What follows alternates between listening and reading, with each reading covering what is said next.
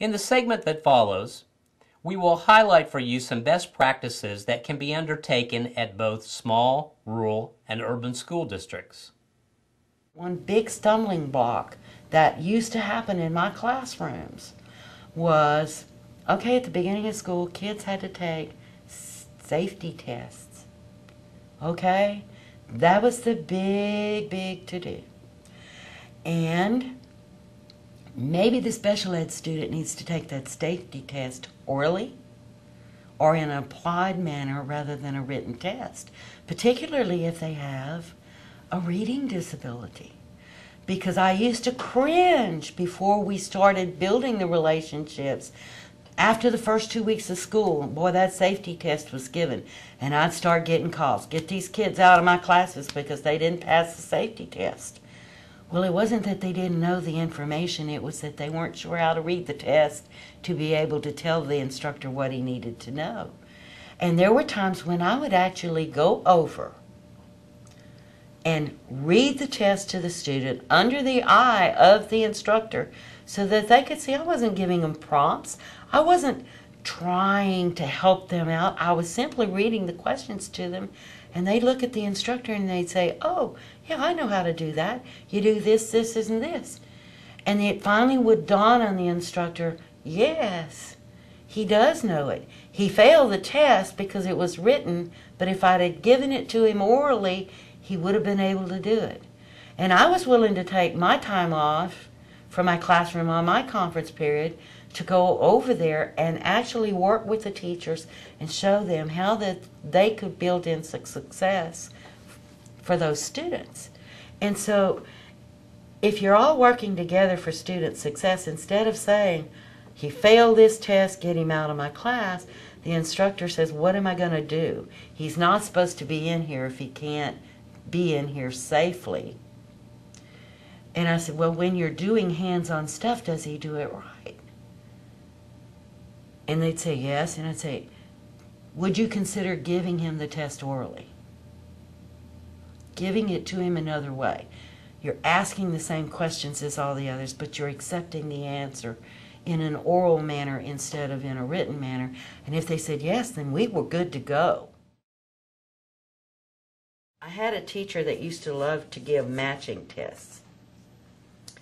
And even her general ed students had lots of problems with it because she would go from A to double Z all in one row and then go from 1 to 50 some odd or 60 some odd in the other column, and the kids were supposed to manage to sift through all of those pages of matching and find the one that matched this particular term. That was a nightmare for all kids. One day I asked her if she would allow me to modify her test, and I took that test and broke it up in sections of 10 to 15, no more than that. If it didn't fit on one page, we had section 1 and everything that could be matched together was on one page. And we did that. I did not change the number of questions she had, but we changed the way it looked. And she was so pleased with it, she started doing that for all her kids, and her grades in the whole class went up. In designing this module, we have found that successful partnerships take place at two main levels, the classroom and those that are external to the school. In the next segment, we will highlight for you best practice examples of partnerships that take place at the classroom level, as explained by a special education coordinator. Last year, we were able to buy a machine for our agriculture department, and it was a machine that basically would help them in the area of welding.